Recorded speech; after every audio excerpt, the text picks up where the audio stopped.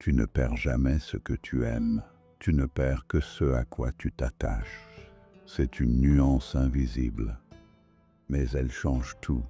Si tu restes jusqu'à la fin, tu comprendras pourquoi certaines douleurs ne partent jamais vraiment et comment t'en libérer, pas en oubliant, mais en aimant autrement.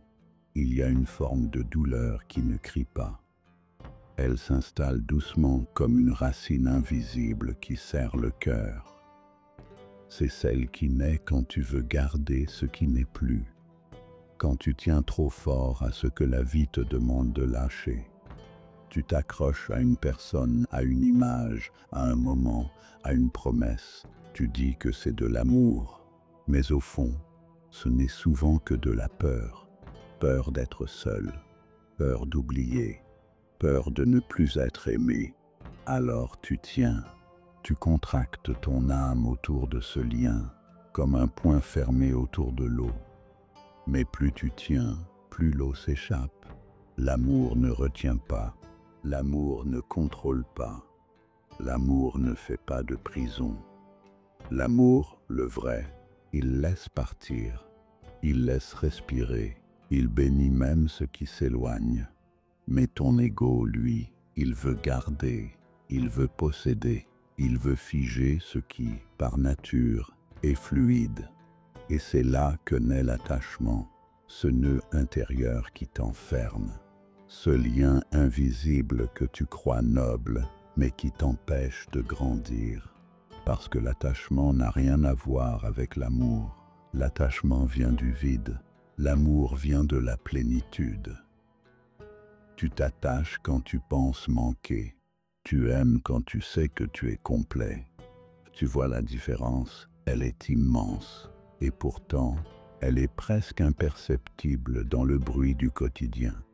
Apprends à aimer sans dépendre, à agir sans attendre, à donner sans posséder.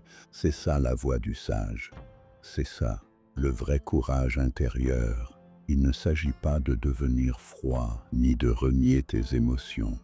Il s'agit de voir clair à l'intérieur de toi, de regarder tes liens et de te demander « Est-ce que j'aime ou est-ce que je retiens? Est-ce que j'offre ou est-ce que je quémande? Est-ce que je donne ou est-ce que je manipule pour recevoir ?» Ces questions font mal parce qu'elles arrachent le vernis. Elles te mettent nu, mais elles te libèrent. Parce que quand tu cesses de t'attacher, tu commences à vraiment aimer, sans peur, sans calcul, sans vouloir contrôler l'issue. Tu laisses l'autre être, tu te laisses être. Et là, quelque chose de plus grand peut naître, une paix, un silence, une confiance sacrée en la vie. L'amour le plus pur, c'est celui que tu ressens sans avoir besoin que l'autre le valide. C'est celui qui te traverse même quand l'autre est parti. C'est celui qui bénit sans condition. Et pour toucher cet amour-là, il faut passer par un deuil. Le deuil de l'ego, le deuil du besoin, le deuil du « je mérite ». Tu ne mérites pas, tu reçois ou tu ne reçois pas. Mais ce n'est jamais une question de mérite. C'est une question d'accord subtil entre les âmes, entre les moments, entre les cycles. Parfois tu croises quelqu'un pour l'aimer, mais pas pour le garder. Et c'est là que se joue ton épreuve. Est-ce que tu vas maudire la vie ou est-ce que tu vas lui faire confiance? Est-ce que tu vas t'enfermer dans la nostalgie ou est-ce que tu vas ouvrir un espace de gratitude pour ce qui a été? Celui qui sait aimer sans s'attacher est déjà libre. Il ne perd jamais parce que rien ne lui appartient et donc rien ne peut lui être volé. L'amour est un feu, pas une cage. Il éclaire, il réchauffe, il transforme, mais il ne retient pas.